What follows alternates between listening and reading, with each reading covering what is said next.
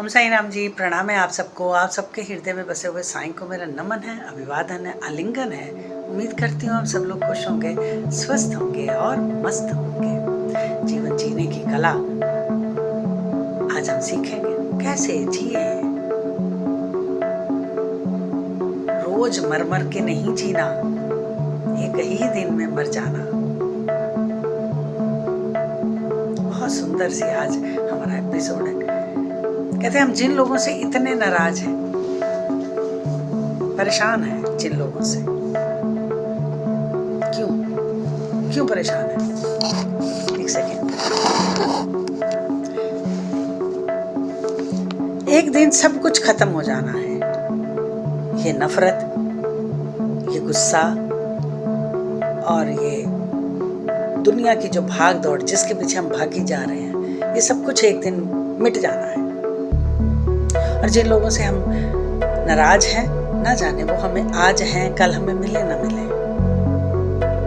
कोई ना कोई इस भीड़ से निकल जाएगा। तो फिर नाराजगी किससे रखनी?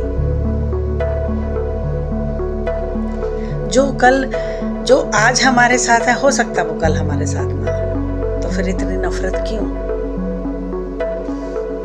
इतनी नफरत?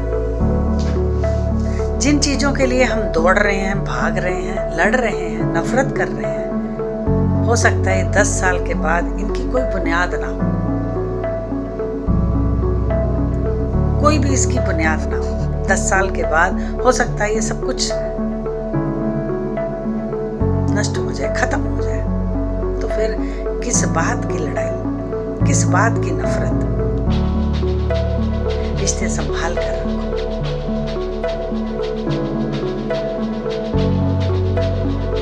ये बहुत महंगे रिश्ते हैं, खरीदने पे भी नहीं मिलते।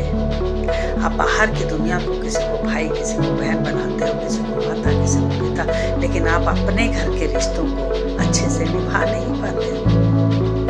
बात तो सिर्फ इतनी सी है, ना जाने 10 साल बाद कोई इसका वजूद हो या ना हो, हम उन लोगों से नाराज हो जाते हैं।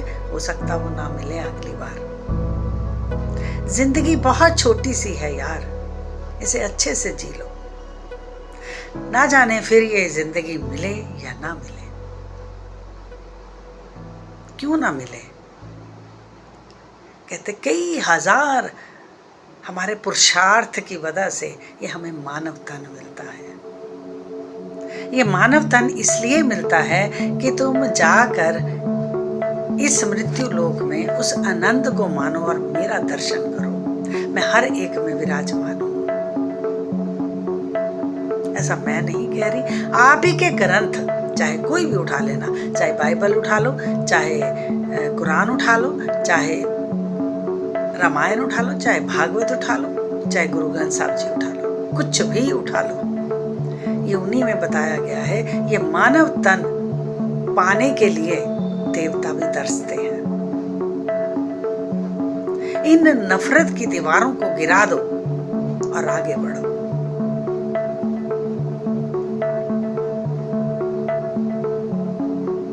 खुश रहो, खुद भी और जो आपके आसपास है उनको भी खुश रहने दो। मैं मानती हूँ कि कोई खुश नहीं रहने देता, लेकिन खुद खुश रहना ही आपके लिए एक महत्वपूर्ण साधना है। खुश रहना ही आपकी सबसे बड़ी साधना है। साधना का अर्थ ये नहीं होता कि आप बैठकर घंटों जाप करें, घंटों ध्यान करें। जब आप अपने मन को इतना खुश और इतना पवित्र रखते हैं, तो खुद ही खुद साधा जाता है।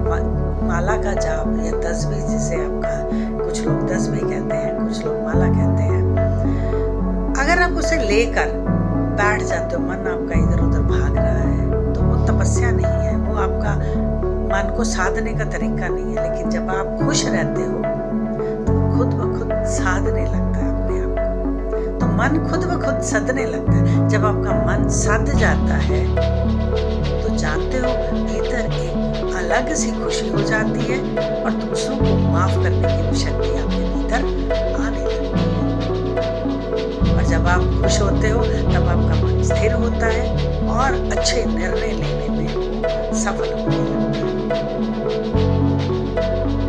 तो इसलिए आज का मेरा विशेष टॉपिक यही है कि नफरत को छोड़कर आगे बढ़ो, माफ करो, प्रेम करो और जीवन को अपने लिए एक सुंदर सा जीवन जी कर जाओ।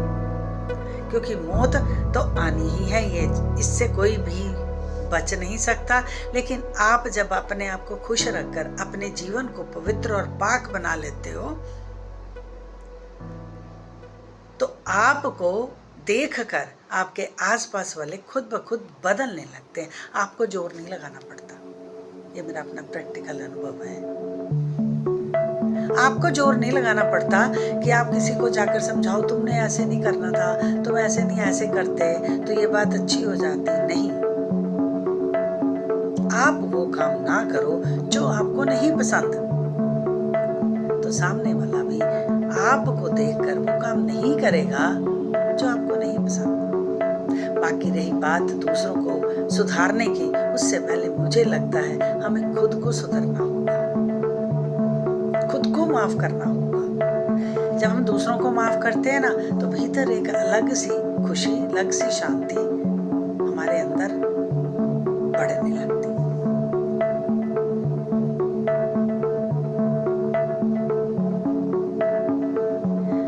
रास्ता अलग हो सकता है, मैं मानती हूँ। कोई इस रास्ते जाता है, कोई इस रास्ते, कोई इस रास्ते, लेकिन आप अपना रास्ता चुनो। हवा आती है ना, हवा पीछे की ओर धकेलती है, लेकिन जब आप दोनों बाजुओं को ऐसे लेकर चलते हो तो आपकी डायरेक्शन हवा भी चेंज नहीं कर सकती। आपको सिर्फ यहाँ अपनी मंजिल को ढूंढ कर रखना है, मुझे कहाँ जाना है और मुझे क्या करना है। आसपास वालों की बातों को नजरअंदाज करके और अनसुना करके आगे बढ़ते जाओ तो आपको लगेगा कि कोई भी मुझे तंग नहीं कर रहा। अगर आपका ध्यान इसी बात में रहेगा, ये मुझे तंग करता है, ये मुझे इसने ऐसे कह दिया, इसने ऐसे कह दिया, ये क्यों ऐसे कह रहा है, अगर आपको ऐसा ही लगता रहेगा ना तो आप अपने आप को सुधार नहीं पाओगे। आप हर एक की बात को इग्नोर करना सीखें, ना सुनना शुरू करें, सुने को अनसुना करें, देखें अनदेखा करें। यकीन करना आप अपनी लाइफ को इतना सुंदर, इतना पवित्र और इतना मजेदार बना लोगे ना, आप मुझे थैंक्स करते हुए नहीं थकोगे। मैं आपको विश्वास से कह रही हूँ क्योंकि मैंने इसी तरह अपने आप को बोला है। हम भी पहले ऐसे ही थे, ये मुझे ऐसे कह गया, ये मुझे ऐसे कह गया, लेकिन अब हम में ऐसी कोई बात नहीं रही। कह गया तो कह गया, उसकी मर्जी। 2 घड़ी आता है, देखिए मानव हैं हम, ईश्वर नहीं बने। 2 घड़ी हमें उसमें परेशानी आती है, लेकिन जल्दी से हम अपने आप को कवर भी कर लेते हैं। ये तभी संभव है जब आप साधना करते हो, जब उसके साथ जुड़ जाते हो, आपका हृदय पवित्र हो जाता है, आपको अच्छाई और बुराई का ज्ञान होने लगता है, तब आप ये काम खुद ही स्वतः करने लगते हो। हम साईं भली कर रहे हैं। अच्छा लगे तो कमेंट में जरूर बताना कि इन बातों से मेरा जीवन